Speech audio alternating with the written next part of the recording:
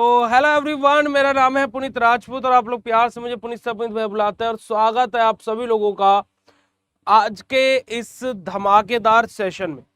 अब ये सेशन धमाकेदार क्यों होने वाला है उसके पीछे का रीजन मैं आप लोगों को बता देता हूं, क्योंकि कि आज के सेशन में हम आपको वो क्वेश्चंस बताने वाले हैं प्यारे बच्चों, जो आप लोगों के कल मैंने आप लोगों को बोला था कि आपके फाइनल एग्जाम में क्वेश्चन देखने को मिलेंगे। साथ ही साथ जो आज का ये सेशन है उसमें जो आप लोगों के क्वेश्चंस जो रहेंगे, ये क्वेश्चंस बस अब आपको पढ़ने हैं। उसके बाद में कि ये भी पढ़ लू ये भी पढ़ लू और कुछ मत पढ़ने का प्रयास करना, पर इसमें से भी क्या क्या पढ़ लू वो मेरे से मत पूछना, क्योंकि ये सब कुछ तो आपको पढ़ना ही पड़ेगा भाई। ठीक है। अब बेटा जी, अब आप लोगों को इस सारी की सारी चीजें वन बाय वन करके हम आपको इन्फॉर्म करेंगे और वन बाय वन करके चीजें करते रहेंगे। देखिए क्या इश्यू है, कैसे क्या है, वो हम बाद में डिस्कस करेंगे, अभी इस क्लास में नहीं करते हैं क्योंकि हमारा समय व्यर्थ होगा। ठीक है जी, तो जल्दी से बता दीजिएगा अगर जो आज के सेशन के लिए आप लोग रेडी है। Right down in chat session फटाक से, फिर उसके बाद में आज के सेशन को हम लोग स्टार्ट करते हैं। जल्दी से एक बार कंफर्म कर दीजिएगा, are you ready for today's session.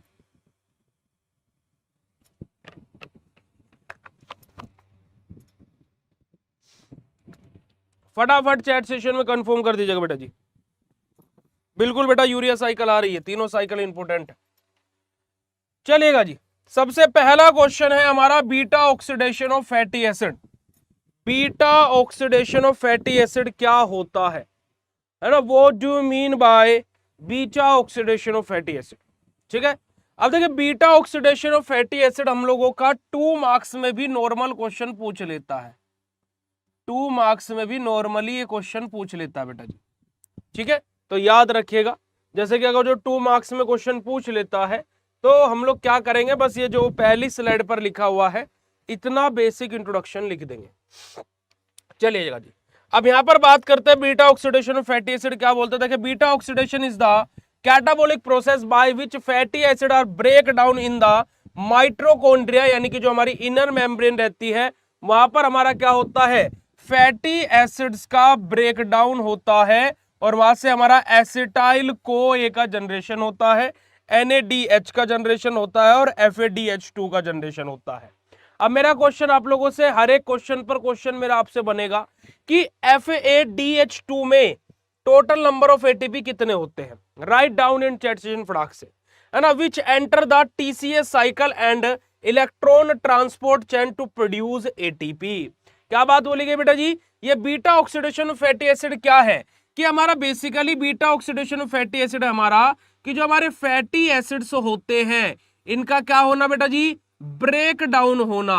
Break down होना कहां पर, हमारे माइट्रोकॉन्ड्रियल इनर मेम्ब्रेन के अंदर, और ब्रेक डाउन होने के बाद में किस में कन्वर्ट होना, एसिटाइल कोए में कन्वर्ट होना, NADH में कन्वर्ट होना और FADH2 में कन्वर्ट होना। ठीक है जी, उसके बाद में जो हमारा ये एसिटाइल को है, आप लोगों को पता होगा TCA साइकिल, हमारी क्रैब साइकिल का फर्स्ट पॉइंट यही रहता है। अब यहां से हमारा क्या होता है कि हमारी क्या है, ये चीज फिर कहां एंटर करती है, TCA साइकिल में, और वहां से फिर हमारा क्या है, इलेक्ट्रॉन ट्रांसपोर्ट चेन को हमारा क्या है आगे प्रोड्यूस होती है, जिसकी वजह से हमारा क्या बेटा जी ATP का फॉर्मेशन होता है। और ETC इलेक्ट्रॉन ट्रांसपोर्ट चेन के बारे में हम आपको कल भी बता चुके हैं। तो beta oxidation of fatty acid क्या होता है, क्लियर हो गया। तो it is called beta oxidation because oxidation occurs at a beta carbon atom the secondary carbon from the carbonic group of the fatty acid. अब एक बात आ जाती है कि इसका नाम बीटा ऑक्सीडेशन ही क्यों रखा गया। ये 10 ATP वाला कौन आया रे FADH2 में, ये 10 वाला कौन आया रे, पकड़ो राजू, कौन था रे, कोई तो था ऊपर चला गया, कोई तो था भाई, ऊपर चला गया, ढूंढना जरा कौन था, नाम बताओ उसका। 10.5 ATP लिखा था उसने, ऊपर चला गया वो। भाई साहब तुम तो बॉडी की संरचना बदल दोगे, ठीक है, अगर जो ऐसा होने लगा तो। अब इसको beta oxidation of fatty acid क्यों बोला जाता है, फैटी एसिड का ब्रेकडाउन हो रहा है ये तो समझ में आ गया, पर बीटा ऑक्सीडेशन क्यों बोला गया? क्योंकि बेटा जी यहां पर हमारा क्या होता है कि बीटा कार्बन यानी कि जो सेकंड नंबर पर जो कार्बन होता है कार्बोनिक ग्रुप का, बेसिकली उसका ऑक्सीडेशन होता है। इस वजह से इसका नाम क्या बोला गया है? बीटा ऑक्सीडेशन बोला गया है। पकड़ लिया भाई साहब, 1.5 बोला जाता है और उसको हम लोग क्या है 2 कंज्यूम करते हैं। ठीक है, बिल्कुल सही उत्तर है। चलिएगा, तो ये beta oxidation of fatty acid क्या होता है, क्लियर हुआ प्यारे बच्चों? अगर जो सरल भाषा में क्लियर हुआ हो तो फटाक से हार्ट वाला इमोजी भेज दीजिएगा। साइट ऑफ अकेरेंस के बारे में बात करें बेटा जी, तो मेनली हमारा कहा है ये माइट्रोकॉन्ड्रिया है ना, लीवर के माइट्रोकॉन्ड्रिया में किडनी, हार्ट, मसल सेल। अब आप बोलोगे भैया लीवर का माइट्रोकॉन्ड्रिया कैसे हो गया? भैया जो लीवर सेल्स होती है ना, लीवर में भी तो सेल्स होती है ना, और सेल के अंदर माइट्रोकॉन्ड्रिया होता है। किडनी की जो सेल्स होती है, हार्ट की जो सेल होती है, फिर मसल सेल जो होती है बेटा जी, वहां पर मेनली हमारा अगर होता है beta oxidation of fatty acid. ठीक है जी, अब स्टेप्स क्या क्या होता है बीटा ऑक्सीडेशन के? अब देखो मैं आपको चैन वाले फॉर्मेट में इस वजह से नहीं समझा रहा हूं क्योंकि चैन तो आप लोग बना ही लोगे, है ना, पर लेकिन भैया जो स्टेप्स आप लोगों को लिखने होते हैं आपको वो पता होने चाहिए। जैसे कि अगर जो हम लोग यहां पर बात करें, सबसे पहले बेटा जी हमारा एक्शन या फिर क्या है एक्टिवेशन ऑफ फैटी एसिड। हमारा सबसे पहले क्या होता है बेटा जी? फैटी एसिड का एक्टिवेशन होता है। तो देखिएगा सबसे पहले क्या होगा, fatty acid is converted to fatty acyl CoA in the cytoplasm. हमारा कि फैटी एसिड सबसे पहले किस में कन्वर्ट होगा बेटा जी? हमारा फैटी एकाइल कोए में कन्वर्ट होगा, और वो भी कहां पर? साइटोप्लाज्म में। फिर हमारा एंजाइम आएगा एकाइल कोए सिंथेज एंजाइम आएगा। जो एकाइल कोए सिंथेज एंजाइम है वो क्या करेगा बेटा जी? हमारा यहां पर रिक्वायर्स एटीपी टू एएमपी, और हमें क्या है फॉस्फेट ग्रुप की यहां पर जरूरत पड़ेगी। तो यहां से हमारा क्या होगा? एटीपी हमारा जाएगा, क्योंकि देखो एटीपी से हमारा क्या बन रहा है? एएमपी बन रहा है। इट मींस कि जो पहला स्टेप होगा वहां पर क्या होगा बेटा जी? हमारा एक्टिवेशन होगा फैटी एसिड का। यानी कि कैसे? जो फैटी एसिड है वो फैटी एकाइल कोए में कन्वर्ट होगा by the help of enzyme acyl CoA synthase, और यहां पर हमारा क्या होगा? एटीपी यूज होगा, यानी कि एनर्जी हमारी यूज होगी प्यारे बच्चों। सेकंड स्टेप में हमारा क्या होगा? Transport into mitochondria. अब ये चीज कहां पर हुई है बेटा जी? साइटोप्लाज्म में हुई है। साइटोप्लाज्म आप मुझे बताइएगा कि सॉलिड होता है, लिक्विड होता है, सेमी सॉलिड होता है, या फिर जेली लाइक फ्लूइड होता है? बताइएगा जरा साइटोप्लाज्म कैसा होता है चैट सेशन में। अगला स्टेप है हमारा ट्रांसपोर्ट इनटू माइट्रोकॉन्ड्रिया। अब ये साइटोप्लाज्म में था, यहां से कहां पर एंटर कर रहा है बेटा जी? माइट्रोकॉन्ड्रिया में एंटर कर रहा है। ठीक है जी, अब देखिएगा फैटी एकाइल कोएज ट्रांसपोर्टेड बाय हमारा क्या बेटा जी? केराटिनिन स्ट्रेल हमारा जो है उसकी सहायता से जो हमारा ये फैटी एकाइल कोए जो बना था ये हमारा कहां पर हो रहा है? ट्रांसपोर्ट हो रहा है कहां पर? साइटोप्लाज्म से माइट्रोकॉन्ड्रिया में by the help of enzyme carnitine acyl transferase 1 and 2। अब देखो जहां पर सिंथेसिस हो रही है, जहां पर सिंथेसिस हो रही है वहां पर हमारा एंजाइम आ जाता है सिंथेज, और जहां पर एक जगह से दूसरी जगह चीज ट्रांसफर हो रही है वहां पर एंजाइम हमारा आ जाता है ट्रांसफरेज। तो यहां पर अगर जो आप लोग देखोगे बेटा जी, पहले स्टेप में हमारे सिंथेसिस हो रही थी तो सिंथेज एंजाइम था, और दूसरे स्टेप में हमारा क्या बेटा जी? ट्रांसपोर्ट हो रहा है तो ट्रांसफरेज एंजाइम है। आ रही है बात समझ में? तो हार्ट वाला इमोजी चैट सेशन भेज दीजिएगा। जेली लाइक फ्लूइड होता है, वेरी गुड बेटा जी, बहुत बढ़िया।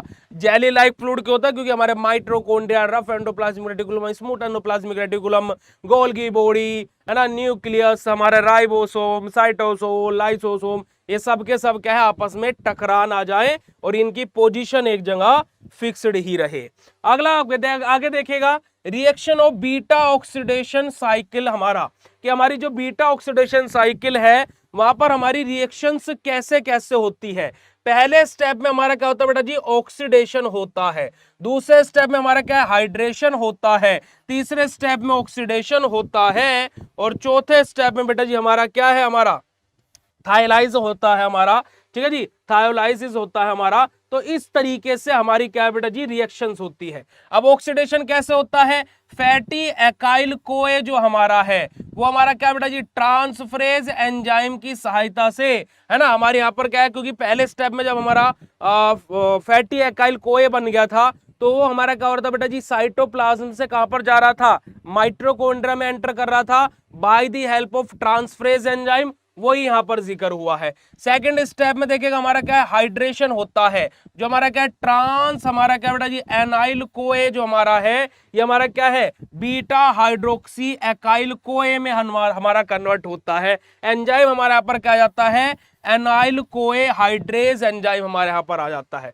साथ ही साथ तीसरा स्टेप हमारा आ जाता है ऑक्सीडेशन का। ऑक्सीडेशन में हमारा क्या होता है, जो हमारा ये एल बीटा हाइड्रोक्सी एकाइल कोए हमारा जो बना है ये हमारा किसमें बीटा कीटो एकाइल कोए में कन्वर्ट होता है bye the help of oxidation. और एंजाइम हमारे यहाँ पर कौन सा आता है बीटा हाइड्रोक्सी एकाइल कोए डीहाइड्रोजिनेज एंजाइम आता है। और यहां से हमारा क्या होता है बेटा जी NADH प्रोड्यूस होता है। और आपको अभी स्टार्टिंग में मैंने बताया था कि हमारा क्या है NADH का फॉर्मेशन होना, FADH2 का फॉर्मेशन होना, और हमारा साथ ही साथ बेटा जी क्या है हमारा बीटा ऑक्सीडेशन को फैटी एसिड से हमारा क्या बेटा जी एसिटाइल को ए का फॉर्मेशन होना। तो देखिएगा हमारा FADH2 प्रोड्यूस हो चुका है पहले स्टेप में, और उसके बाद में तीसरे स्टेप में आकर के हमारा NADH भी प्रोड्यूस हो चुका है। और लास्ट स्टेप में हमारा क्या प्रोड्यूस होगा बेटा जी एसिटाइल को ए प्रोड्यूस होगा। तो जो बीटा कीटो एकाइल को ए है हमारा बेटा जी ये एसिटाइल को ए में कन्वर्ट होगा और क्या है शॉर्टनेड बाय फैटी एकाइल कोए। यहां पर एंजाइम हमारा कौन सा लगेगा बीटा कीटो थायोकाइनेज हमारा एंजाइम यहां पर लगेगा, अगर बीटा कीटो थाइलेज एंजाइम हमारा यहां पर यूज होगा। तो पहले स्टेप में ऑक्सीडेशन, दूसरे स्टेप में हाइड्रेशन, तीसरे स्टेप में क्या बेटा जी ऑक्सीडेशन, और चौथे स्टेप में हमारा क्या है थायोलाइसिस हमारा होगा। तो हमारा जो पहला स्टेप है ठीक है जो क्या बेटा जी, तो यहां पर हमारी क्या है कि रिएक्शन क्या क्या हो रही है मैंने यहां पर आपको वो भी बता दिया कि पहले स्टेप में हमारी क्या रिएक्शन होती है। मेरे साथ में रिपीट करेंगे, देखो चारों रिएक्शन एक साथ में बोलेंगे, ऑक्सीडेशन, हाइड्रेशन, ऑक्सीडेशन और हमारा क्या है थायोलाइसिस। Oxidation, hydration, oxidation, थायोलाइसिस।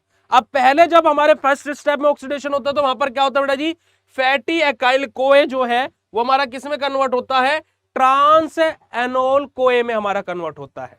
ठीक है जी। अब जो सेकंड स्टेप है ट्रांस एनोल कोए हमारा जो है वो किस में कन्वर्ट होता है बेटा जी एल बीटा हाइड्रोक्सी एकाइल कोए में, किसमें एल बीटा हाइड्रोक्सी एकाइल कोए में। थर्ड स्टेप जो हमारा ऑक्सीडेशन आता है वहां पर ये हमारा एल बीटा हाइड्रोक्सी एकाइल कोए जो हमारा है ये किस में कन्वर्ट होता है बेटा जी हमारा बीटा कीटो एकाइल कोए में, किसमें बीटा कीटो एकाइल कोए में। और फोर्थ स्टेप में हमारा क्या होता है जो हमारा बीटा कीटो एकाइल कोए है ये हमारा कन्वर्ट होता है बेटा जी किसमें हमारा बेसिकली एसिटाइल कोए में हमारा कन्वर्ट होता है, किसमें कन्वर्ट होता है बीटा कीटो एकाइल कोए एसिटाइल कोए में कन्वर्ट होता है। अब आप बोलोगे भैया बीटा ऑक्सीडेशन में जो हमें छोटी सी साइकिल लिखनी होती है वो भी आप हमें बता दीजिए। तो उसका बेटा जी वो जितनी भी साइकिल्स आप लोगों को लिखनी है वो सारी के सारे के स्क्रीनशॉट आपके व्हाट्सएप ग्रुप में आ जाएंगे इस लाइव के खत्म होते ही, जितनी भी साइकिल अभी मैं यहाँ पर होल्ड पर करूंगा। ठीक है जी, क्योंकि साइकिल तो आप लोगों को आप अभी तक देखते हुए आए हो, आपको हर जगह मिली है साइकिल्स पर, लेकिन उसकी थ्योरी क्या लिखनी है मेन मुद्दा हमारा यहाँ पर फंस जाता है। कल से मेरे पास में बहुत सारे बच्चे मैसेज कर रहे हैं कि भैया साइकिल तो चलो हम प्रैक्टिस कर रहे हैं पर भैया एक पेज की साइकिल लिख करके उसकी थ्योरी क्या लिखेंगे, तो वो थ्योरी अब हम लोग मेनली फोकस कर रहे हैं।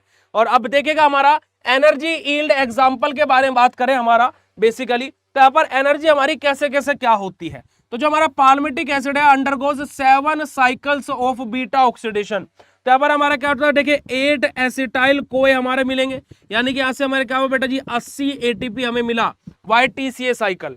ठीक है जी। उसके बाद में 7 NADH हमें मिले, यानी कि 17.5 ATP हमें यहाँ से मिले, क्योंकि हमारा NADH में हमारा 3 ATP बोले जाते हैं पर लेकिन 2.5 होता है, इस वजह से हमारा रेशियो आया। 7 FADH2 हमें मिले, यानी कि 10.5 ATP का फॉर्मेशन हो हमारा, ऐसा क्योंकि 1.5 ATP एक FADH2 में बोला जाता है पर लेकिन हम लोग बोलते दो हैं पर एग्जैक्टली 1.5 होता है। ठीक है जी। उसके अलावा तो हमारा यहाँ पर टोटल नंबर ऑफ ATP कितने हो गए बेटा जी 108 ATP हमें हो गए। और 2 एटीपी हम इसमें से माइनस करेंगे आगे के एक्टिवेशन के टाइम पर, तो हमारा क्या है बेटा जी एक्टिवेशन के लिए, तो हमारे यहां से क्या होगा 106 एटीपी टोटल हम लोगों को प्राप्त होंगे। तो ये हमारा क्या बेटा जी पूरा का पूरा पाल्मिटिक एसिड का हमारा क्या है 16 कार्बन को लेकर के हमारा क्या पूरा का पूरा यहाँ पर साइकिल दिया हुआ पूरा, जो कंप्लीट हमारे 7 टाइम रोटेशन हमारा होता है साइकिल का। ओके जी, अब यहाँ पर सिग्निफिकेंस के बारे में बात करते हैं। तो provide large amount of energy during fasting या फिर एक्सरसाइज। तो हमारे क्या बेटा जी क्या बोला गया है कि फास्टिंग के टाइम पर, या फिर हम लोग अगर जो बात करें तो हमारा एक्सरसाइज करते टाइम पर, है ना, या फिर हम लोगों को जब एनर्जी की एक्स्ट्रा एनर्जी की आवश्यकता होती है वहां पर हमारा क्या बेटा जी इंपोर्टेंट रोल प्ले करता है। अब जैसे फॉर एग्जांपल आपने फास्ट रखा हुआ है, जैसे फास्ट रखते हैं, अभी जन्माष्टमी का टाइम गया है, तो जन्माष्टमी पे हम लोग क्या करते हैं फास्ट रखते हैं। रमजान चल रहे थे, रोजों के टाइम पर रोजा रखा जाता है, तो उस टाइम पर ऐसा नहीं कि इंसान पड़ा हुआ है भाई, उस टाइम पर भी काम कर रहा है ना। जन्माष्टमी का दिन था, हम लोगों ने भंडारा किया, है ना भाई, भंडारे में एनर्जी लगती है, गर्मी में भंडारा बांट रहे हैं, है ना, मेरा तो निर्जला उपवास रहता है, पर फिर भी बॉडी को एनर्जी कहां से मिल रही है। तो ये सब चीज जो हमारी बॉडी का संरचना ही ऐसे हुई है ना। वो देखो कभी कभी आप लोग जैसे बिजी हो जाते हैं तो आपको पता ही नहीं लगता कि आपने सुबह का बस पानी पिया, उसके बाद में आप काम किए जा रहे, खाने पीने का होश ही नहीं है। जैसे घर में कभी शादी हुई होगी किसी की, है ना, तो वहां पर क्या है कि बस पानी पी लिए तो पी लिया, क्या खा रहे हैं क्या पी रहे हैं, बस इधर उधर मैनेजमेंट में ही लगे हुए हैं। पर बॉडी को तो फिर भी एनर्जी मिलती रहती है ना, एक लिमिट तक। ऐसा नहीं कि पूरा जीवन ऐसे बॉडी को एनर्जी मिलती रहेगी, एक लिमिट तक, एक समय तक क्या है बेटा बेसिकली बॉडी को एनर्जी खुद बॉडी दे सकती है ना, बॉडी को एनर्जी खुद बॉडी दे सकती है। तो वही बात यहां पर हमारी हुई है कि बेसिकली फास्टिंग के टाइम पर जैसे हम एक्सरसाइज कर रहे हैं, अब ऐसे तो है नहीं कि भाई मेहनत मजदूरी कर रहे हैं और उस टाइम पर हम खा भी रहे, खाते रहो करते रहो खाते रहो करते रहो खाते, ऐसा थोड़े ना है, पर लेकिन हमारी बॉडी को फिर भी एनर्जी मिल रही है। तो ये हमारा उसी समय के बारे में बात हुई है। आ रही है बात समझ में बेटा जी? फटाक से चैट सेशन में कंफर्म करिएगा प्यारे बच्चों। यार इतने सारे बच्चे लाइव में देख करके ना दिल खुश हो जाता है, पर सभी बच्चे बोले तो कितना अच्छा लगेगा। देखिए बच्चा, मैं आपको एक चीज क्लियर कर देता हूं कि आप अपनी इस थ्योरी को सबसे पहले तो चेंज करो कि भैया मैं कम लिखूंगी तो नंबर कट जाएंगे क्या, ज्यादा लिखूंगी तो नंबर मिल जाएंगे क्या। मैं आपको एक चीज सिंपल से बोलना चाहूंगा कि ज्यादा लिखने वाले की भी बैक आ जाती है, कम लिखने वाले की भी बैक आ जाती है। ज्यादा लिखने वाला भी टॉपर बन जाता है, कम लिखने वाला भी टॉपर बन जाता है। ये डिपेंड करता है कि आप लिख क्या रहे हो। इस मेंटेलिटी को चेंज कर दो कि लिखने से पास हो जाते हैं। मैं बार बार यही चीज बोलता हूं कि लिखने से पास नहीं होते प्यारे बच्चों। लिखने से अगर जो पास हुआ करते तो इस पूरे के पूरे भारतवर्ष में एक सिंगल बच्चा ऐसा नहीं होगा जो लिख ना पाता हो। मरे से मरा कुछ ना कुछ वो लिख ही देगा। जो आज की इस लाइफ को मान लीजिए ज्वाइन कर रहा है, पहली बार वो पढ़ रहा है सेकंड सेमेस्टर में, उसके दिमाग में मान लीजिए अभी जितनी मैंने चीजें बताई 10% भी आई, वो फिर भी एग्जाम में लिख करके आ जाएगा 4 पेज इस टॉपिक पर लिख देगा वो, पर लिखने से पास नहीं हुआ जाता है। अब आप 10 पॉइंट लिख लीजिए, मान लीजिए आप सिग्निफिकेंस में 10 पॉइंट लिख रहे हो बच्चा, पर उस 10 में से रिलेवेंट एक भी नहीं है, तो एग्जामिनर का तो दिमाग खराब होगा ना, वो तो सर्कल करके काट देगा। वहीं पर ही आप 1 पॉइंट लिख रहे हो पर वो रिलेवेंट है, तो उस 1 पॉइंट पर भी नंबर मिलेगा। समझ रहे हो?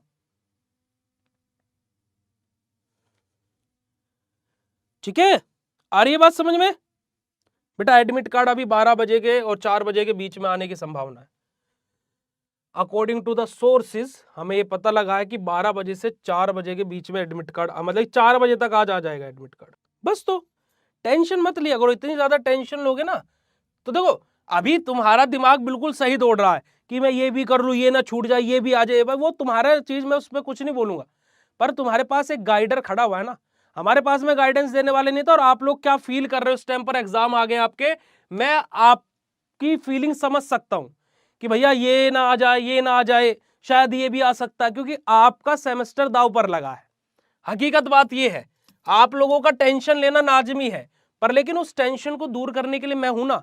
मेरे पर विश्वास करो, पहले सेमेस्टर में किया था मैंने, उस विश्वास को टूटने नहीं दिया, दूसरे में भी कर लो, टूटने नहीं दूंगा, 100% ये मैं बात बोल सकता हूं। तो हम लोग कहां पर थे, अभी थोड़ा सा लाइट का इश्यू हो गया था कि provide large amount of energy during fasting exercise sorry sorry प्यारे बच्चों, सॉरी सॉरी। अच्छा एक और इस क्वेश्चन के बाद में बताएंगे, चलो थोड़ी सी बात, ठीक है जी। तो हमारा क्या है कि जैसे हम लोग क्या है कि फास्ट कर रहे हैं, एक्सरसाइज कर रहे हैं, तो हमें एनर्जी की आवश्यकता पड़ती है ना, तो हमें वहां पर हमारी क्या है बेटा जी, एनर्जी हमें प्रोवाइड होती है, ठीक है। मेजर पाथवे की बात की जाए, major pathway for fatty acid catabolism हमारा है ना, acetyl CoA formed can be use for, अब हमारा जो एसिटाइल कोए मैंने आप लोगों को रिसेप्टर के कॉन्सेप्ट में बताया था, फोर्थ यूनिट में आपको पूछा, फोर्थ सेमेस्टर में पूछा जाएगा, टीसीए साइकिल के लिए, हमारा एटीपी फॉर्मेशन के लिए, और ketone body formation in liver की कीटोन बॉडी हमारा फॉर्मेशन से आपका इंपोर्टेंट क्वेश्चन है बेटा जी, आपके सिलेबस में मैंने आपको इंपोर्टेंट में लिखवाया हुआ है कीटोन बॉडीज वाला। तो कीटोन बॉडीज फॉर्मेशन के लिए लीवर के अंदर हमारा हेल्प करता है कौन, हमारा beta oxidation of fatty acid. और ये हमारा क्या बेटा जी, कंप्लीट फर्स्ट क्वेश्चन है जो कि हमने यहां पर आप लोगों को बता दिया। उसी के साथ साथ मैंने आप लोगों को आपके नेक्स्ट सेमेस्टर थर्ड सेमेस्टर के लिए ऑफर भी बताया हुआ है। सबसे पहली चीज इस सेमेस्टर में मेरी तरफ से आप लोगों को आज ही अनाउंसमेंट है, जो बच्चे मेरे ऊपर इल्जाम लगा रहे हैं कि आपसे सिलेबस पूरा नहीं हुआ है, जबकि एक एक आधी आधी यूनिट बची हुई है सिलेबस में, और 2 महीने में सब कुछ पढ़ा दिया। मैं आप लोगों से वादा करता हूं आज इस लाइव में खड़ा होकर के कि दिवाली का जो गिफ्ट रहेगा हम लोगों की साइड से वो यही रहेगा कि आपका सिलेबस कंप्लीट होगा।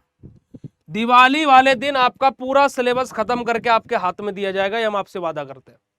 दूसरी चीज, जो डिजिटल कोर्स 1499 का है, ये कोर्स मात्र आपको 1299 रुपए का मिलेगा। बहुत सारे बच्चे बोले थे कि भैया आपके नंबर पर रिप्लाई नहीं मिल रहा है, तो हम ऐप पर से ही कुछ बता दीजिए जो हम बाय कर ले।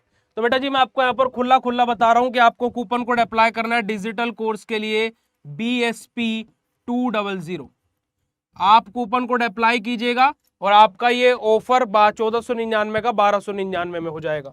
और वहीं पर ही बेटा जी आप जब मास्टर कोर्स अगर जो बाय करते हो, तो जो कि कोर्स आपका 2499 का है, ये आपको मिलेगा मात्र और मात्र 2099 रुपए का, विद होम डिलीवरी नोट्स भी आएंगे आपके घर पर। इस कोर्स पर आपको कूपन कोड अप्लाई करना है BSP 400।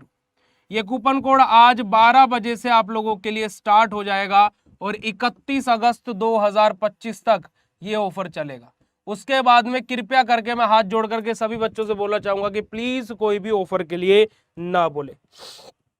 बेटा अपलोड हो चुका है, अब मैं फिर से मैं डूब करके मर जाऊं क्या?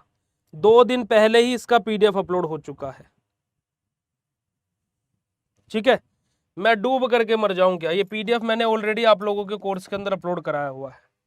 अगला क्वेश्चन बोलते बेटा जी, एक्सप्लेन गाउट डिसीज, कि गाउट डिसीज क्या होता है, हम लोगों को इसको एक्सप्लेन करना है ना जी, गाउट डिसीज के बारे में बताना है। पर लेकिन पहला क्वेश्चन जैसे हमने आपको बताया, अच्छा ईमानदारी से बताना कि आप लोगों को लगता है कि हाँ मैं पढ़ाने लायक मास्टर हूं? बेटा मैं इधर खड़ा होकर गारंटी ले रहा हूं ना मैं। अच्छा मेरे को एक बात बताओ, मैं क्यों गाली खाने वाला काम करूंगा कि तुम्हारा पेपर में क्वेश्चन ना आए? मैं क्यों चाहूंगा ऐसा कि तुम्हारे क्वेश्चन में पेपर ना आए, फिर तुम शाम को आओ मुझे गालियां दो? मुझे शौक है कुछ गाली सुनने का। बना सकते हो, 7 नंबर में आया तो बना सकते हो, कोई दिक्कत नहीं, कोई दिक्कत नहीं बेटा, बना सकते हो रिवर्स वाला भी। देखो वहां पर तुम जितने चीज लिखने हो तुम लिख लो, पर लेकिन मैं एक ही बात बोलूंगा कि टाइम मैनेजमेंट से चलना। टाइम अगर जो बचा हुआ है तो इसके साथ में तुम 2 साइकिल और लिख दो, मुझे नहीं फर्क पड़ता। पर अगर जो तुम्हारा तुम शाम को आए कि भैया क्वेश्चन पेपर तो पूरा आता था पर टाइम नहीं मैनेज कर पाए, मुझे वो बच्चा दुश्मन दिखता है फिर, कि जब पेपर पूरा आता था क्यों नहीं टाइम मैनेजमेंट कर पाए, वो दिक्कत है। उस बच्चे पर मुझे सबसे ज्यादा गुस्सा आता है कि भैया 2 क्वेश्चन छूट गए क्योंकि टाइम मैनेजमेंट नहीं हो पाया। क्यों? वो गलती तुम्हारी है, फिर वो गलती तुम्हारी, मैं पहले बता रहा हूं।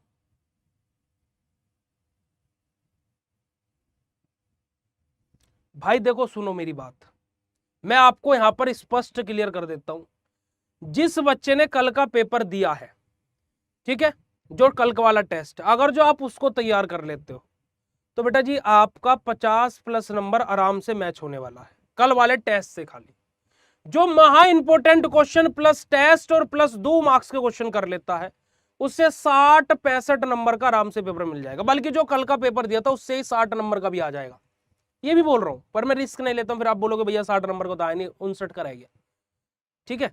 मैं इतनी सी चीज बोलूंगा, या तो महा इंपोर्टेंट क्वेश्चन तैयार कर लो या कल वाला पेपर तैयार कर लो, वहीं से पेपर आने वाला है, बस इससे ज्यादा और मैं कुछ नहीं बोलूंगा। महा इंपोर्टेंट तैयार कर ले तो कल का पेपर ऑटोमेटिकली तैयार होगा, कल का पेपर तैयार कर ले तो ऑटोमेटिकली महा इंपोर्टेंट तैयार हो गया, बात खत्म। ठीक है भाई, अब इससे ज्यादा नहीं बोलूंगा। देखो मैं अब इससे ज्यादा और कॉन्फिडेंस कोई तुम्हें पूरे यूट्यूब पर मिलेगा भी नहीं, पूरे फार्मा फील्ड पर जाकर के देख लेना। ठीक है बेटा, सब कुछ बताएंगे, मैं भाग थोड़े ना गया कि बेटा अब तुम्हारा एंड हो गया, चलो भाई चलो। बता रहा हूं ना यार, क्यों परेशान होते, इतना ज्यादा परेशान, पता नहीं क्यों दुखी हो यार। वो तो तुम्हारे पास सब कुछ है, जब तुम इतना दुखी हो, जिस बच्चे के पास कुछ नहीं है फिर उसका क्या होगा। चलेगा, गाउट डिसीज के बारे में बात करता है। देखो मोटा मोटा सा हम बोले गाउट डिसीज क्या होता है। देखो गाउट डिसीज में हमारा क्या होता है, जो यूरिक एसिड होता है वो जॉइंट्स पर वो हम उसका क्या है, हमारी हाइपर यूरेसीमिया हो जाता है। ठीक है, अब यूरिक एसिड का फॉर्मेशन ज्यादा हो गया, अब वो कहीं ना कहीं तो बॉडी में जाकर के भाई स्टोर होगा। भाई जब बॉडी के अंदर यूरिक एसिड नॉर्मल लेवल से ज्यादा हो गया, 7 से ज्यादा हो गया, बढ़ गया है, ठीक है जी, ठीक है, अब 7 से ज्यादा हो गया तो ऑब्वियसली वो बॉडी के अंदर कहीं ना कहीं जाकर के तो भाई स्टोर भी होगा। तो वो स्टोर कहाँ होता है, वो होता है हमारे जो जॉइंट्स होते हैं ना, वो जॉइंट्स पर जाकर के स्टोर होता है। आप लोगों ने देखा होगा कि जैसे कोई जैसे जैसे एज होती जाती है लोगों की, तो उनके जो जॉइंट्स रहते हैं वहां पर क्या होता है, स्वेलिंग आने स्टार्ट हो जाती है।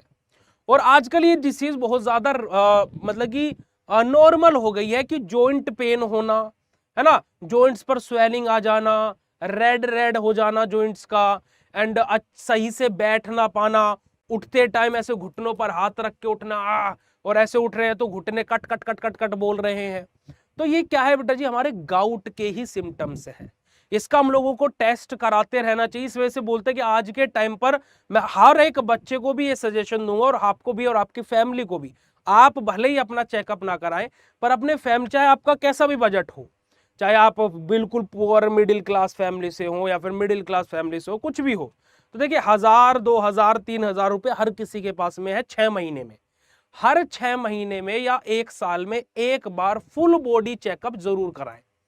फुल बॉडी चेकअप का मतलब क्या है कि आपकी बॉडी ऊपर से लेकर के नीचे तक पूरी टेस्ट जरूर कराएं, ताकि कि आपको पता लग सके कि आपके शरीर में कोई बीमारी आ तो नहीं गई है।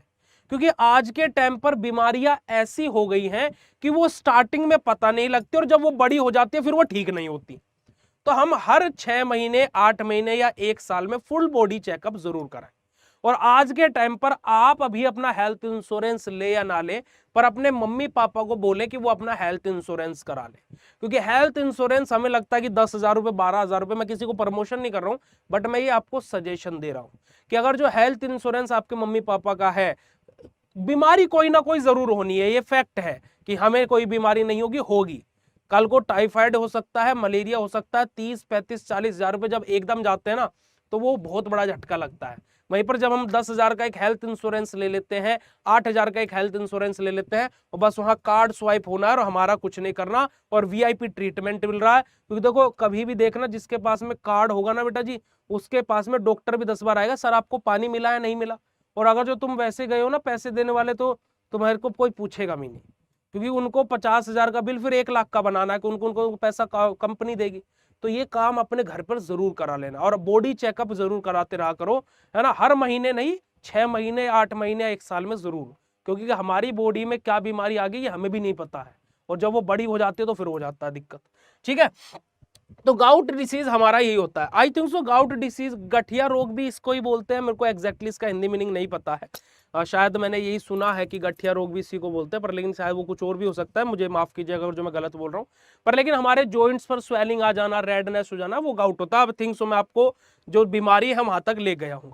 ठीक है, तो देखिएगा, gout is a metabolic disorder cause by access accumulation of uric acid in the blood, है ना, हाइपर यूरिसीमिया। अभी मैंने आपको जस्ट बात करी थी कि यूरिक एसिड का ज्यादा हो जाना, हाइपर यूरिसीमिया हो जाना, बोला था नहीं बोला था, देखिए वही चीज यहां पर आ गई है। Leading to deposition of monosodium urate crystals in joints and tissue. ये बात आ गई कि जॉइंट्स पर हमारा क्या है, उनका एक्सेस मात्रा में एक्यूमुलेट हो जाना, यानी उनका एक्सेस मात्रा में इकट्ठा हो जाना, उनका एक्सेस मात्रा में जमा हो जाना। क्योंकि भाई देखो, अब एक जगह पर मान लीजिए जैसे आपका पेट ही है, स्वेलिंग क्यों आ जाएगी उस जॉइंट पर। मान लीजिए आपका पेट ही है, आपकी भूख है 2 रोटी की, और आप खा गए 6 रोटी, तो आपका पेट मोटा फूल है, मोटा दिखाई देगा नहीं? देखो मेरा तो पेट मोटा है ही, मैं तो मोटू है ही, उसमें कोई दिक्कत वाली बात नहीं है।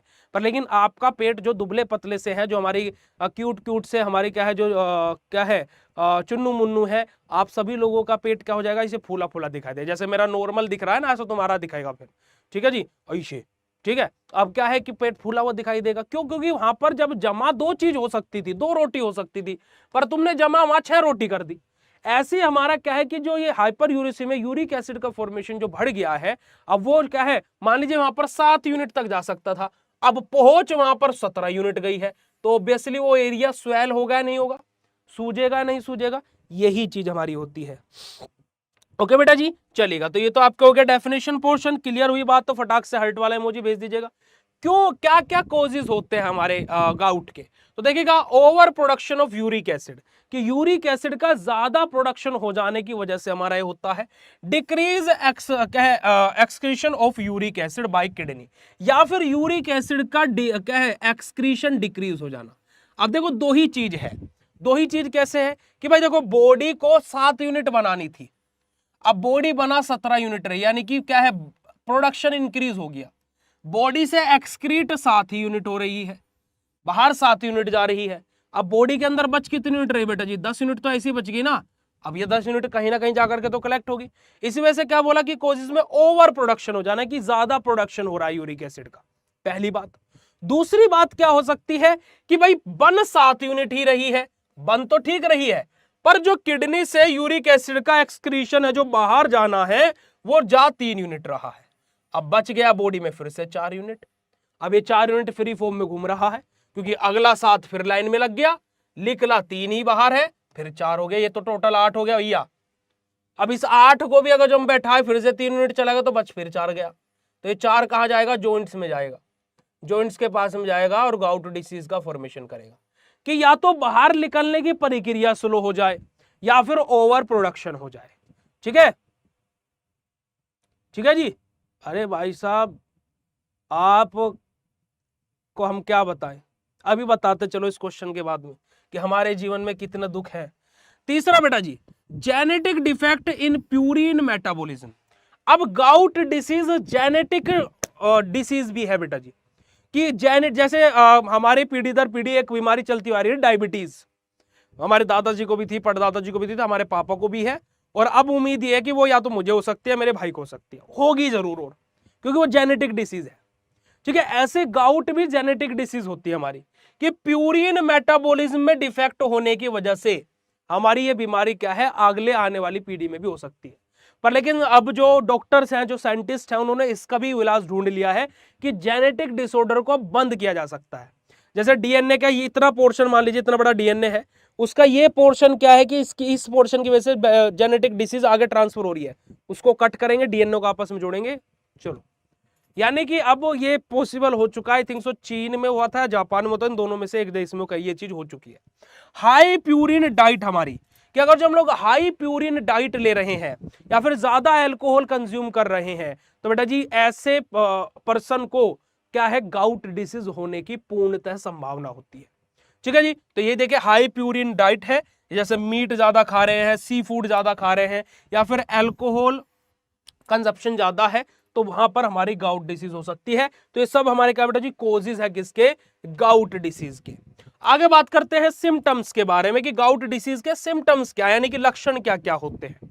तो देखिएगा, गाउट डिसीज के लक्षण के बारे में बात करें तो पेनफुल, बहुत ज्यादा, बहुत सीवियर पेन होता है, बहुत ज्यादा। रेडनेस आ जाएगी, स्वेलिंग आ जाएगी जॉइंट्स पर, ये सारी चीजें रहेंगी। किडनी स्टोन भी हो सकता है बेटा जी, यूरिक एसिड की वजह से। ठीक है, क्रोनिक अर्थराइसिस इन सीवियर केसेस, हमारा कि क्रोनिक अर्थराइसिस हो सकता है, पर वो क्या है, मतलब कि रेयर केसेस में हमारा होता है। ज्यादातर करके जॉइंट पेन, स्वेलिंग, ये सबसे पहले नंबर पर रहती है स्टेज, मतलब कि ये सबसे ज्यादा होता है। सेकंड नंबर पर हो सकता है कि क्या है कि हमारे यहाँ पर तो बोलते हैं कि पथरी हो गई है, पथरी हो गई है ना, किडनी स्टोन हो गया है, पथरी हो गई है। ठीक है, I am pure, I am also बेटा जी, आई एम ऑल्सो बेटा जी। ठीक है, चलिएगा बात करते हैं बायोकेमिकल बेसिस हमारे क्या क्या यूज होते हैं यहाँ पर। जैसे हमारा बेटा जी यहाँ पर क्या है, प्यूरिन का उपयोग होगा। ठीक है, डिग्रेड टू यूरिक एसिड है ना, final product in human as they lack uricase enzyme हमारा। ठीक है बेटा जी, हमारा क्या है, यूरेसिस एंजाइम हमारा यहाँ पर क्या है बेटा जी, उपयोग होता है ताकि हम लोग क्या है, यूरिक एसिड का डिग्रेड कर सके। When uric acid exceed solubility crystal deposit in क्या है बेटा जी, साइनोवियल फ्लूइड इन्फ्लामेशन। अब क्या होता है बेटा जी कि हमारा जो ये कौन है बेटा जी, हमारा जो यूरिक एसिड है ये क्या हो जाता है, डिपॉजिट हो जाता है कहां पर, हमारे साइनोवियल फ्लूइड में, जिसकी वजह से क्या करता है, इन्फ्लामेशन करता है। इन्फ्लामेशन मतलब कि क्या, एक तरीके से अजीब सा लगेगा, बेचैनी सी, मतलब कि इन्फ्लामेशन क्या है कि एक तरीके से पेन का ही एक तरीके से समझिए कि इन्फ्लामेशन होगा, झंझनाहट सी महसूस होगी हमारे उस पर्टिकुलर जॉइंट में। आगे बात करते हैं हम इसका ट्रीटमेंट कैसे करते हैं। अब देखिए ट्रीटमेंट की बात की जाए तो हम लोग क्या करते हैं भाई, सबसे बढ़िया ट्रीटमेंट क्या है कि हम लोग यूरिक एसिड का प्रोडक्शन ही रिड्यूस कर दे, है ना। अब दोनों ही केसेस में वो काम करेगा। एक केस क्या था कि यूरिक एसिड ज्यादा हो गया है तो भी हमारा, अगर हम इसको कम कर रहे हैं तो भाई तो भी ठीक है। और दूसरा केस था कि यूरिक एसिड नॉर्मल बन रहा है पर एक्सक्रीशन कम हो गया है, तो भी हम अगर जो यूरिक एसिड को कम कर दे भाई तो एक्सक्रीशन जितना हो रहा था उतना ही होगा, तो उस पर हमारा हाइपर यूरेसीमिया की कंडीशन नहीं होगी, और हाइपर यूरेसीमिया नहीं होगा तो गाउट डिसीज नहीं होगी। ठीक है जी, तो देखिएगा यहाँ पर यही चीज बोली गई कि हमारा क्या है, रिड्यूसेस यूरिक एसिड फॉर्मेशन हमारा। ठीक है, हमारा क्या है, एलोप्यूरिनोल हम लोग यहाँ पर देंगे ताकि कि हमारा क्या हो सके, यूरिक एसिड का जो प्रोडक्शन है वो क्या हो सके बेटा जी, रिड्यूस हो सके। आगे बात करते हैं बेटा जी, हमारा क्या है अगला, हमारा रिड्यूस इन्फ्लामेशन, कि हम लोग इन्फ्लामेशन को भी कम कर सकते हैं। यानी कि जो हमारी सेंसेशन हो रही है, झंझनाहट हो रही है, तो उसको भी अगर जो हम लोग रिड्यूस कर दे, कम कर दे, तो भी हमारा एक ट्रीटमेंट हो सकता है। तीसरा ट्रीटमेंट कि हम लोग लाइफ स्टाइल को चेंज कर दें, जैसे कि हम लोग क्या है, प्यूरिन क्या है, राइस को हम लोग क्या अवॉइड करें, है ना, जो कि प्यूरिन जो भी प्यूरिन रिच हमारे फूड रहते हैं, सॉरी मैं राइस बोल गया, प्यूरिन रिच जो हमारे फूड्स रहते हैं, जैसे अभी मैंने सी फूड आपको बताया, है ना, हमने आपको जो मीट बताया, नॉन वेज जो चीजें हमने आपको बताई, है ना, या फिर अल्कोहल कंजप्शन जो कर रहा है उसको रिड्यूस करा दे। तो डाइट को भी अगर जो हम लोग चेंज कर दें, है ना, लाइफ स्टाइल को चेंज कर दें, तो अवॉइड प्यूरिन रिच फूड हमारा, कि जिन फूड्स के अंदर प्यूरिन ज्यादा है, प्यूरिन की मात्रा ज्यादा है, तो हम उनको रिड्यूस कर दे। साथ ही साथ अल्कोहल को रिड्यूस कर दे। मेंटेन हाइड्रेशन, कि हम लोग हाइड्रेटेड रहें। हाइड्रेटेड मतलब क्या कि समय समय पर पानी पीते रहे, बॉडी को डिहाइड्रेटेड ना होने दे, डिहाइड्रेशन बॉडी में ना होने दे। ये भी हमारा क्या हो सकता है बेटा जी, ट्रीटमेंट हो सकता है किसका, हमारा गाउट का। और ये बात समझ में प्यारे बच्चों, तो यही हमारा क्या बेटा जी, कंप्लीट है गाउट, जो हमसे अलग से 7 नंबर में और डीएनए आरएनए के साथ में मिलाकर के 10 नंबर में पूछ लेता है। ठीक है बेटा, ऐसा नहीं कि हम उसको परमानेंटली इनहिबिट कर रहे हैं, हम उस कंडीशन के टाइम पर, हम उस स्टेज पर जाकर के उसको इनहिबिट कर रहे हैं ताकि कि उस टाइम पर चीजें ठीक हो जाए, बॉडी नॉर्मलाइज हो जाए। क्योंकि हम अब देखो ये आपका बड़ा ही अच्छा और बड़ा ही यूनिक क्वेश्चन है, पर हम इसका आंसर आपको कुछ देसी स्टाइल में देना चाहेंगे। जैसे हमारा मान लीजिए कि हमारा 7 यूनिट हमारा बन रहा है, ये नॉर्मल होता है मेल्स के अंदर, फीमेल के अंदर 6.5 या 6 होता है। ठीक है जी, अब 7 हो रहा है, ठीक है हमारा। अब मान लीजिए 7 से ज्यादा हो गया तो फिर तो हम इसको रिड्यूस करके वापस 7 पे ले आएंगे, फिर तो बॉडी की चीजें मेंटेन है, कोई दिक्कत नहीं है। पर भैया जब क्या होगा कि जब यूरिक एसिड का किडनी के थ्रू सिक्रेशन डिक्रीज हो गया, अब हम क्या करेंगे, क्वेश्चन ये है आपका कि भैया अगर जो हमने ये रिड्यूस कर दिया तो बॉडी में दिक्कत हो सकती है, वो आपका क्वेश्चन बिल्कुल लाजमी है। परंतु हम लोग क्या है बेटा जी, हम लोग वहां पर 2 जगह पर काम करते हैं। हम लोग क्या करते हैं, पहले इसको रिड्यूस करते हैं, इसको डिक्रीज किया। अब हमारा क्या है, इसको डिक्रीज करके हम लोग मान लीजिए 3 यूनिट पर लेकर के आ गए। अब ये भी यहां पर 3 यूनिट का ही सीक्रेशन कर रहा था, तो हम ऐसा नहीं कि अब इसको परमानेंटली 3 यूनिट पर ही लेकर के आ गए, नहीं, हम क्या करते हैं कि बैक एंड पर इस पर भी काम करते हैं, किडनी पर भी काम करते हैं कि इसको वापस से बढ़ा करके 7 यूनिट तक लेकर के जाया जा सके। अब जब ये वापस से बढ़ करके 7 यूनिट तक हो जाएगा तो हम इस वाली दवाई को फिर स्टॉप कर देंगे जिसने रिड्यूस किया है, तो वापस से बॉडी 7 यूनिट तक लेकर के चलेगी, चीज हमारी क्या होगी, नॉर्मल होगी। ठीक है, आप इसको ऐसे समझिए कि जैसे कि एक डैम है ना, डैम है जिससे पानी हमारा बाहर निकल रहा है। अब हमें यहां पर मान लीजिए एक ब्रिज बनाना है, पुल बनाना है, तो मैं क्या करूंगा, मैं डैम का पानी रोक दूंगा। अब इसका मतलब ये थोड़ा ना कि जिंदगी भर के लिए अब आगे पानी नहीं आएगा। मैंने डैम का पानी क्यों रोका, ताकि कि मैं यहां पर अपना कंस्ट्रक्शन का काम पूरा कर सकूं, जैसे ही मेरा काम पूरा होगा मैं वापस से डैम खोल दूंगा, वापस से पानी नॉर्मल वैसे ही बहने लगेगा। मैंने ये क्यों किया, उसके पीछे का रीजन है क्योंकि मुझे यहां पर एक नया पुल बनाना था। समझ रहे हो? अब ये मैंने परमानेंटली नहीं किया है, ये मैंने क्यों किया है, ताकि कि मेरा ये जो पानी है रुक जाए, मैं यहां पर पुल बना सकूं, वापस से जैसे पुल बना वापस पानी नॉर्मल जैसे बह रहा था वैसे बहेगा। ठीक है जी, चलेगा। अब structure and function of DNA and RNA के बारे में बात करें तो डीएनए यानी कि डीऑक्सीराइबोस न्यूक्लिक एसिड, आरएनए यानी कि हमारा क्या है राइबोक्सी न्यूक्लिक एसिड। डीएनए हमारा क्या होता है, डीऑक्सीराइबोस न्यूक्लिक एसिड, जो कि हमारा डबल हेलिक्स होते हैं बेटा जी। हमारा वेस्टर्न हमारा क्या है, क्रेग मॉडल हमारा यहाँ पर रहता है। कंपोज्ड ऑफ न्यूक्लियोटाइड, हमारा क्या बेटा जी, हमारा न्यूक्लियोटाइड से हमारे बने होते हैं हमारे डीऑक्सीराइबोस शुगर हमारा यहाँ पर रहेगा। हमारे क्या रहेगा बेटा जी, फॉस्फेट ग्रुप रहेंगे और नाइट्रोजन बेस रहेगा। नाइट्रोजन बेस कौन कौन से रहेंगे, एडेनिन रहेगा, थायमिन रहेगा, ग्वानिन रहेगा और साइटोसिन रहेगा। ठीक है जी। बेस पेयर की बात करें तो हमारा एडेनिन के साथ में थायमिन रहेगा और ग्वानिन के साथ में साइटोसिन रहेगा। एडेनिन थायमिन डबल बॉन्ड के थ्रू आपस में कनेक्ट रहेंगे और ग्वानिन और साइटोसिन हमारे क्या बेटा जी, ट्रिपल बॉन्ड के थ्रू कनेक्ट रहेंगे। ठीक है जी। अगर जो हम लोग एंटी पैरेलल स्टैंडर्ड्स के बारे में बात करें तो 5-3 एंड 3-5 हमारा क्या बेटा जी, एंटी पैरेलल स्टैंडर्ड हमारा चलता है। और जल्दी जल्दी में डीएनए की स्ट्रक्चर आप ऐसी बना दोगे तो कोई भी दिक्कत वाली बात नहीं है। डीएनए की स्ट्रक्चर बनेगी, क्या सोचने बैठे हो, क्या बात होगी तुम लोग यार, इधर जाकर के ये हो जाते हो।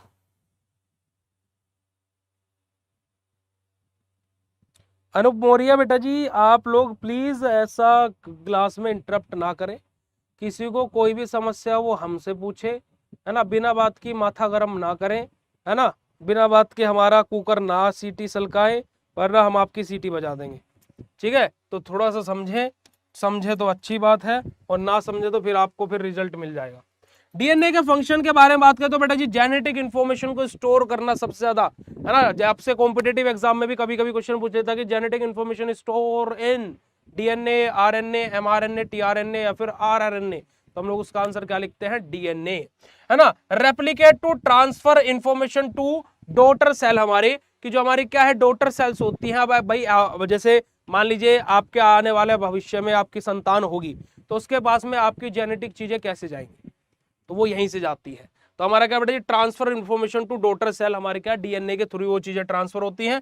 Provide template for RNA synthesis, यानी कि जो हमारा ट्रांसक्रिप्शन होता है बेटा जी, हमारे क्या है आरएनए की सिंथेसिस जो होती है उसमें हमारी सहायता करता है। बात करते हैं आरएनए यानी कि राइबोस न्यूक्लिक एसिड के बारे में, तो यूजुअली हमारा सिंगल स्टैंडर्ड हमारा ये होता है। न्यूक्लियोटाइड हमारे यहाँ पर रहते हैं, राइबोस शुगर रहेगा हमारा, फॉस्फेट रहेगा और नाइट्रोजन बेस रहेंगे, जैसे कि हमारा एडेनिन, ग्वानिन, साइटोसिन और यूरेसिल।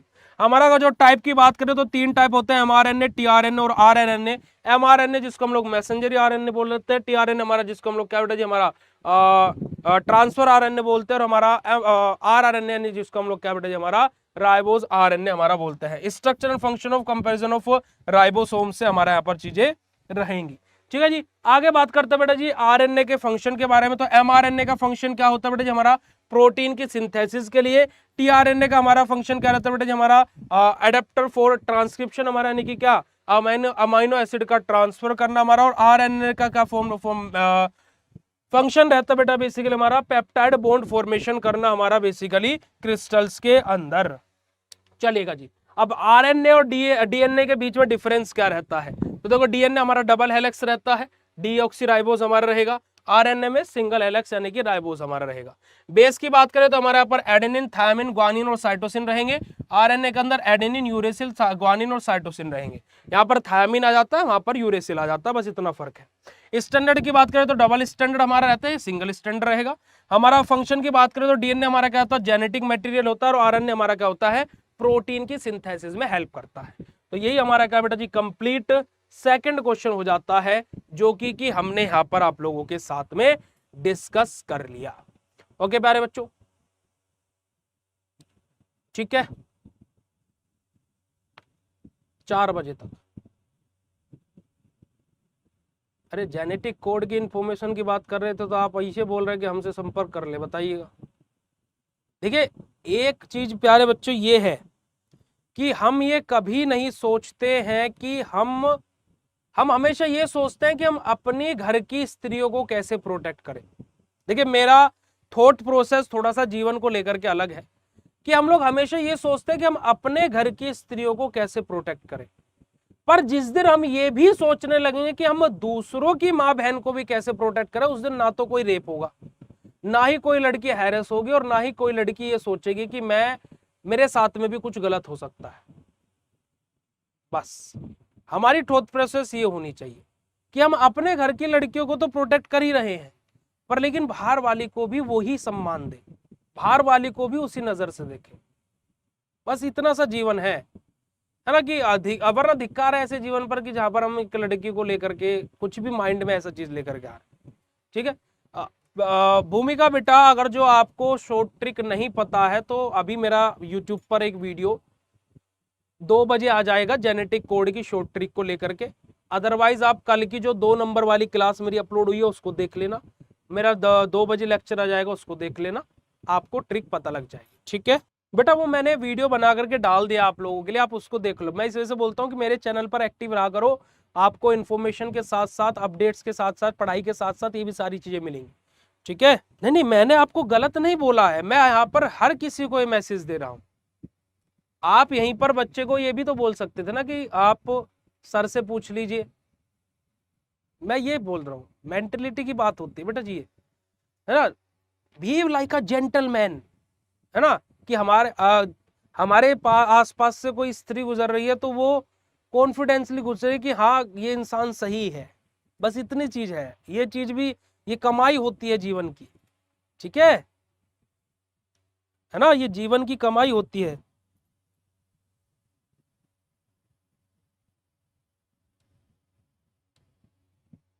ओके, मतलब कि मैं एक मैसेज पास कर रहा हूं कि हमारे घर की जो स्त्रियां हैं उनके साथ साथ हमसे बाहर वाली स्त्रियां भी उतनी ही प्रोटेक्टेड फील करें। बस इतनी सी मैं मैसेज पास कर रहा हूं, मैं किसी को सही गलत नहीं बोल रहा हूं, मैं ये चीज बोल रहा हूं कि अपने अंदर ऐसे भी स्वभाव लेकर के आए। ठीक है, चलेगा। तो अब हम लोगों ने बेटा जी 2 क्वेश्चन डिस्कस कर लिए पूरे के पूरे अपने, है ना। अब ज्यादा नहीं पढ़ेंगे, आप लोगों के सर के ऊपर से जाने लगेगा। अब 1 घंटे बाद, माने कि अभी हमारा 11:30 बज रहे, 12:30 बजे हमारी नेक्स्ट क्लास स्टार्ट होगी, जहां पर हम अगले 2 से 3 क्वेश्चन डिस्कस करेंगे, और 1 घंटे में आप लोगों को ये दोनों क्वेश्चन तैयार कर लेने हैं। अगले 1 घंटे में आपको ये दोनों क्वेश्चन तैयार कर लेना है। मैं आपको ज्यादा लोड नहीं दूंगा कि आप अगली क्लास को 5 क्वेश्चन एक साथ, नहीं, आपको मैं 1 घंटे का टारगेट दे रहा हूं, 1 घंटे में आप अगले दोनों क्वेश्चन भी तैयार कर लेना। ठीक है, तो 12:30 बजे या 1 बजे आपकी क्लास होगी, मैं वो शेड्यूल करा दूंगा आपकी। तो भाई अगली क्लास में मिलेंगे, उसमें हम 3 क्वेश्चन सोल्व करेंगे।